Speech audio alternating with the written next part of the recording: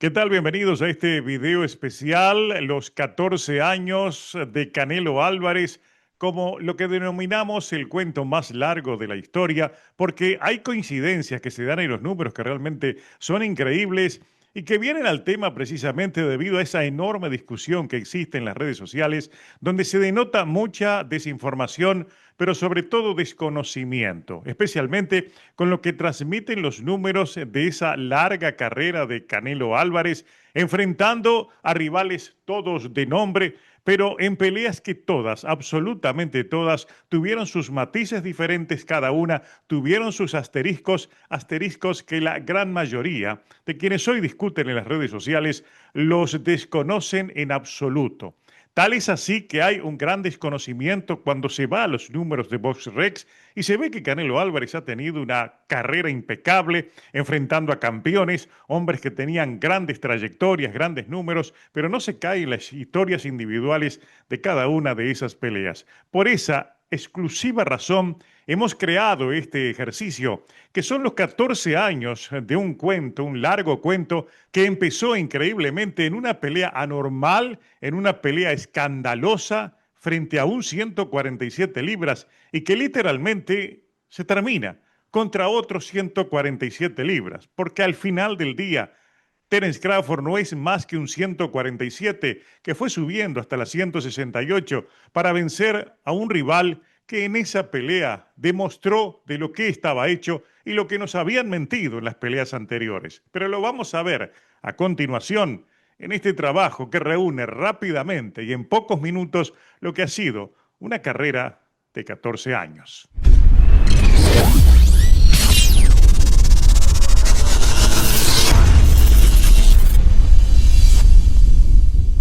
No es fácil describir la carrera de Canelo Álvarez en tan poco tiempo, pero lo vamos a intentar. E increíblemente en el 2011, hace 14 años atrás, Canelo contra Matthew Hatton, empezaba esta historia que terminó este sábado en la pelea contra Terence Crawford, un Crawford que desnudó por completo las carencias y limitaciones que siempre tuvo Canelo Álvarez. En aquel momento, en el 2011, Hatton era el número 7 en el peso welter, las 147 libras. Canelo Álvarez era campeón plata de las 154 y en la clasificación ocupaba el lugar que ocupa cualquier campeón plata, el séptimo, el octavo, el sexto lugar. Lo llevaron al primer lugar cuando Manny Pacquiao abandonó su título después de haber vencido a Antonio Margarito y el Consejo Mundial de Boxeo lo inventó como el rival a vencer. Era el número uno. Lo llevaron al uno y inevitablemente iba a pelear por el título. El asunto era que el jovencito Canelo Álvarez, ¿a qué rival le encontraban? Hubo un arreglo con la empresa de Hatton. Los Hatton tenían una empresa en estas últimas horas. Ricky Hatton infelizmente falleció, pero en aquel momento los Hatton tenían una empresa y uno de los socios de la misma era precisamente Matthew Hatton, uno de los hermanos. Lo enfrentaron, él venía de ser campeón europeo, pero evidentemente era un número 7 de las 147 libras, por eso se vieron obligados a pactar un peso en 150 libras para pelear por un título de las 154. Canelo Álvarez no dio el peso enfrentando a un rival de una división más abajo, así todo le permitieron pelear y obviamente lo venció. Era muy limitado Matthew Hatton y allí se consagró campeón. Comenzó su historia y ahora vamos a ir rápidamente rival por rival. Enfrentó a Ryan Rhodes, que era también miembro, parte del establo de aquella empresa de los Hatton. Fue cuando yo escribí que Canelo era un globo. Pues fue, si ustedes lo recuerdan, al menos los que en aquella época, que son muy pocos quizás, los que estaban pendientes de la carrera de Canelo Álvarez, hubo una zambullida allí por los últimos asaltos. Solo le faltó el salvavidas cercano al pobre Rhodes, pero obviamente ganó, que fue la segunda pelea. Antes de esa pelea contra Matthew Hatton, había enfrentado a unos veteranos como Lovermore Nudu, como el Tata Valdomir, dos cuarentones que habían ido a su última chamba enfrentando al jovencito Canelo Álvarez y que sirvieron evidentemente para darle el colchón de nombres que necesitaba una carrera que estaba siendo construida. Después de Rhodes eligieron rivales con nombre, pero ya fuera del prime. Todos fueron contratados con el metro y la plomada, que ganarían bien, mucho dinero y al mismo tiempo ayudarían al crecimiento del nombre de Canelo. Se fueron sumando entonces Alfonso Gómez primero, Carmín Cintrón después, Un Jane Mosley vino a continuación, Mosley que tiraba cachetazos como caricias. Eligieron más adelante a Josecito López, que lo subió de divisiones más abajo y posteriormente enfrentó en el que en aquellos momentos era el rival de mayor peso en términos de nombres, que era Austin Trott, un Trott que venía de dar una gran pelea venciendo a Miguel Ángel Cotto, pero cuando enfrentó a Canelo Álvarez, que lo peleó siempre desde la segunda distancia, como que estuviera un poco asustado, mostró lo que después mostrarían tantos de los rivales de Canelo, amnesia boxística. Le ganó Canelo, ganó prestigio con esa pelea. Yo creo que se creyó el cuento e inmediatamente pactaron una derrota estratégica contra Floyd Mayweather. ¿Por qué les digo una derrota estratégica? Porque era parte del esquema de crecimiento de Canelo Álvarez, perder frente al cual era el mejor en aquel momento, sabiendo que iban a heredar el lugar que iba a dejar pronto a Mayweather. Efectivamente eso sucedió, al igual que Crawford, Mayweather lo llevó a la escuela a Canelo Álvarez y allí comienza la otra historia, la historia fuerte de la carrera de Canelo Álvarez. Después de Mayweather, el que vino fue el perro Angulo. Recordamos al perro Angulo. Yo escribí en la crónica inmediata para ESPN que Angulo le lanzaba golpes con curvas. Venía de verdaderas guerras, sin embargo, también en esa pelea sufrió de amnesia boxística. Después de Angulo enfrentó a Arislandi Lara. Muchos lo vieron ganar a Lara. Yo creo que con un poquitito más Lara hubiera ganado esa pelea. Fue una decisión dividida que realmente hasta el día de hoy se discute el hecho de que le robaron, que fue un despojo para el cubano. Posteriormente, el que enfrentó Canelo Álvarez, ya se los comenté en un video anterior, fue James Kirkland, una pelea repleta de asteriscos. ¿Por qué? Kirkland venía de serios problemas con la justicia, no tenía un control emocional de su vida. Su entrenadora de siempre hace buen rato que lo había abandonado, no tenía un rumbo en su vida. Yo creo que ni siquiera se estaba preparando ni yendo al gimnasio. El asunto fue, había salido hacía poco tiempo de la cárcel, lo contrataron por una enorme cantidad de dinero para la época, le pagaron muy bien y Kirkland fue un rival a modo que perdió como era de esperar. Fue noqueado en un momento en el cual no esgrimía defensa. Incluso el propio Canelo se asustó cuando le dio aquel golpe sin defensa de Kirkland y lo mandó a la lona y lo desmayó. Después de Kirkland enfrentó a Miguel Ángel Cotto. Ustedes recuerdan, Cotto venía de vencer a un Maravilla Martínez que subió por el cheque a enfrentar a Cotto. Prácticamente regaló aquel título que tenía porque estaba en una pierna, pero realmente ganó el último de sus grandes cheques, Maravilla Martínez, y Miguel Ángel Cotto se hizo dueño de un título en 160 libras cuando nunca ni siquiera iba a dar el peso para pelear en 160. Era campeón en 160, siendo un 154 que podía llegar a 156 libras, y enfrentó a Canelo Álvarez, que dio el peso como siempre, pero a la hora de la pelea le sacó más de 20 libras. De hecho, el título mío en la crónica para ESPN era el exceso del peso, había determinado el resultado de la pelea, que fue pareja, obviamente, para muchos Cotto ganó, pero el peso, la diferencia en el quilaje le había dado la victoria a Saúl El Canelo Álvarez. Posteriormente subió de dos divisiones, aún siendo campeón, a Amir Khan. Lo enfrentó Canelo con una diferencia que después denunció a Amir Khan, que eran cerca de 30 libras. Yo no creo que hayan sido tantos, pero eran mucho más arriba de 20 libras de diferencia. Le estaba dando realmente una escuela de boxeo a Amir Khan, pero bastó que Canelo lo conectara una vez y lo mandó al hospital. Luego lo que vino fue el Consejo Mundial de Boxeo comete un gran error para lo que ellos creían que podían lograr, que fue ordenar la pelea de Canelo Álvarez con Gennady Golovkin, y Canelo renunció, no quiso enfrentar al Golovkin aquel que dominaba las 160 libras y era el hombre a vencer. Se dijo muchas cosas, se pusieron sobre la mesa muchas explicaciones, pero la única realidad es que Canelo Álvarez le huyó a Gennady Golovkin hasta tanto no negociara. Tras renunciar, Canelo realiza dos peleas. Una en 154 libras, amparado por la Organización Mundial de Boxeo, enfrentó a Liam Smith, lo venció, obviamente sin ningún tipo de inconvenientes, se hizo campeón. Después se enfrenta en una pelea desafío a Julio César Chávez, lo hizo bajar a 164 libras, una historia conocida y ya dentro del cuento Canelo, quizás una de esas verdaderas anécdotas de cómo manejó su carrera. un Chávez que, ahí vean ustedes la imagen, se vio cadavérico previo a esa pelea, inclusive hubo mucho temor que le pasara la cuenta, pero definitivamente entonces le ganó por decisión unánime Canelo Álvarez, mientras negociaba entonces con Gennady Golovkin.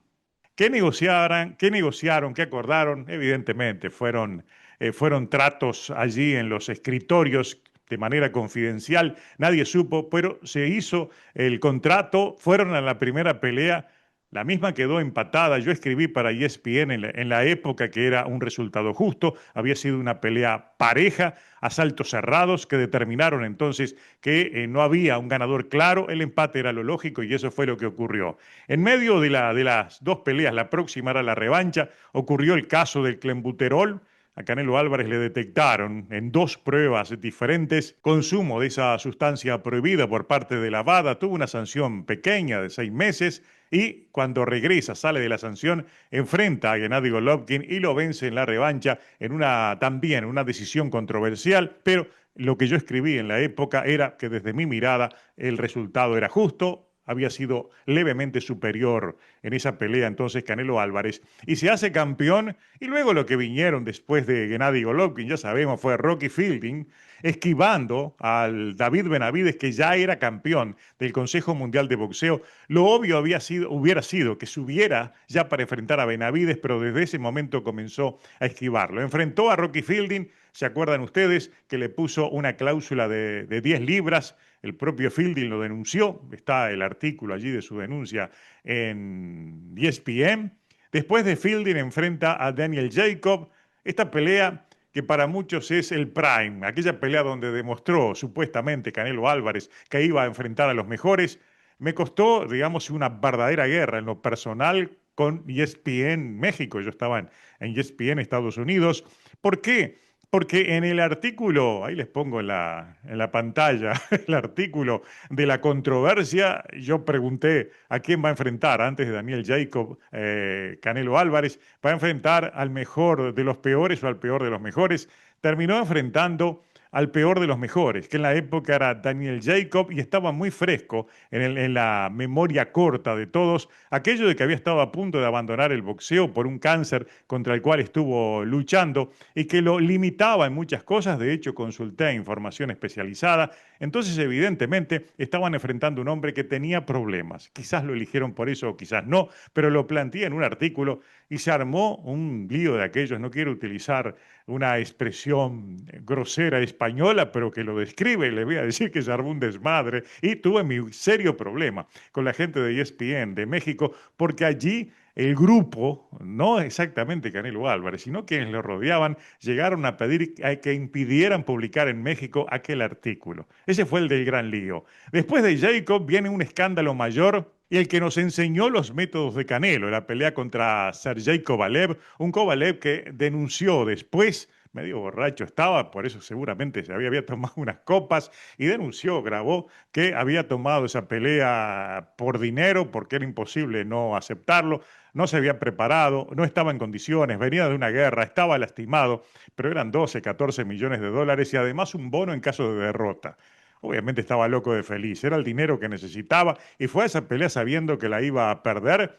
Después salieron en ESPN a hacer aclaraciones, Reynoso y Canelo, y lo que terminaron fue oscureciendo más, porque allí ellos desnudaron cuál era su metodología para ganar en los escritorios, empezar a ganar las peleas en los escritorios con revelaciones, increíbles revelaciones del propio Reynoso. Después de Kovalev, enfrentó a Callum Smith, todos recordamos que era en plena pandemia, a Callum Smith le dio apenas 34 días, un hombre de más de 1,90 m, que para bajar las 37 libras o 35 libras de más necesitaba 8 semanas, bueno, le dieron 3 semanas, 2 semanas, 3 semanas y fracción, obviamente llegó destrozado, al punto de que estuvo a punto de desmayarse cuando fue a la presentación y luego al pesaje. Sabemos cómo terminó esa historia. Después vino un escándalo de esos que tuvieron que pedir disculpas a Gildirín, que había sido rival, no rival, sino uno de los sparring de Canelo Álvarez, subió asustado saliendo de un COVID, ya sabemos también esa historia, fue tanto el susto que se cayó sin que lo golpearan y no quiso salir a pelear. Después vinieron peleas que lo potenciaron a Canelo Álvarez porque le permitieron ir unificando los títulos. A Billy Joe Saunders, que era campeón de la OMB, fue una muy buena pelea, pero recuerden ustedes que a Billy Joe Saunders lo vino a enfrentar en su ya prácticamente salida del boxeo. Cuando estuvo en su prime, cuando había vencido a David Lemieux, que lo había desafiado a Canelo, Canelo no lo quiso enfrentar. Lo enfrentó después de negociar con él esa unificación con mucho dinero encima de la mesa, al punto de que Billy Joe Saunders ya tenía encargado el super apartamento que se iba a comprar en Londres con el dinero que iba a ganar con Canelo. Después vino la otra pelea de unificación contra Caleb Plant, un Plant que siempre ha sido un guerrero en todas sus peleas. En esa pelea se vio como una mantequilla, pero fue una pelea legítima. Digamos, en los ojos del mundo fue legítima y le ganó bien.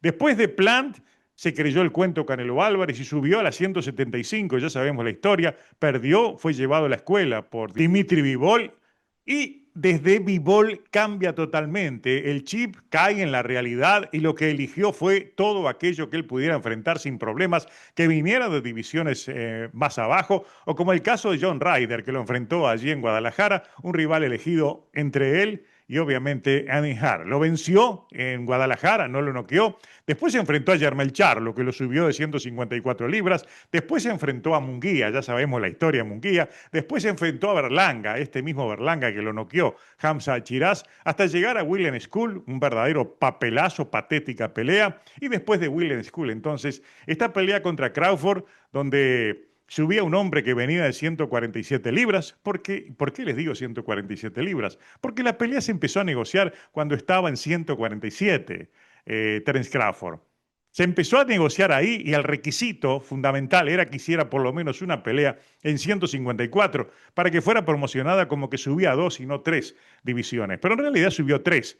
Yo les digo siempre que fueron cuatro porque a la hora de la pelea son cuatro las divisiones que tuvo que superar. Después de 168 siguió, después del corte de peso para 175. Pero vamos a dejarla en tres divisiones que subió a un Terence Crawford. La pelea fue en Las Vegas, los mismos jueces de siempre que lo han favorecido a Canelo Álvarez, con un precio exorbitante en términos de lo que le iban a pagar a los jueces. Vean, ustedes cobraron cada uno $20,000 y el referee Taylor 25,000, primera vez en la historia. Es decir, estaban los jueces de Canelo, el referee que supuestamente es de Canelo, el lugar de Canelo, enfrentando a un hombre que venía de tres divisiones más abajo, que pelea una sola vez al año, que en la última pelea había enfrentado a un rival de segundo nivel como Israel Madrimov y se vio muy mal, que en los nombres principales que tiene Crawford, uno había pasado por un accidente y subió a enfrentarlo como un verdadero zombie. Me refiero a Errol Spence, después de 3 años de negociar esa pelea, y un Sean Porter que estaba de retirada, que ya se había retirado y decidió esperar para hacer esa pelea porque había un buen cheque. Crawford es una gran figura del boxeo, un hombre técnicamente muy bien dotado, pero le faltaron rivales y en este último tiempo lo que había enfrentado realmente lo había enfrentado con problemas. Se vio mal contra Israel Madrimov. A ese rival llevó Canelo Álvarez con un monto enorme de dinero a cobrar. Sin embargo, ya vimos lo que pasó el sábado, realmente lo llevó a la escuela. ¿Fue mérito de Crawford? ¿O fue que descubrimos al verdadero Canelo Álvarez? Los que los conocemos, los que vimos el inicio frente a Hatton, sabemos que ese es el mismo Canelo Álvarez de siempre. Entonces, no hay tanto mérito de Terence Crawford, por más que el mérito haya sido subir de 147 a ganarse todos esos títulos en 168, sino que ha sido todo enteramente un desmérito para Canelo Álvarez. Una historia, un cuento largo que termina de ser develado, revelado entonces su final, su epílogo en la pelea del sábado. Por eso les decía, se infló el globo con un rival elegido de 147 libras allá por 2011, un rival de tercer nivel como Matthew Hatton, lo hizo campeón y un rival subido también de 147 libras termina de desinflar el globo. Una historia que hemos tratado de contarles rápidamente, que da para muchos capítulos, que da para muchas historias, pero al final del día se reduce en lo que vimos este sábado. Un boxeador limitado, un boxeador promedio siendo exhibido por un campeón de 147 libras. Tres divisiones más abajo. Ese es el fin del cuento, el colorín colorado de estos 14 años que quizás deberían ser guardados en la historia de los récords Guinness como el cuento más largo de toda la historia.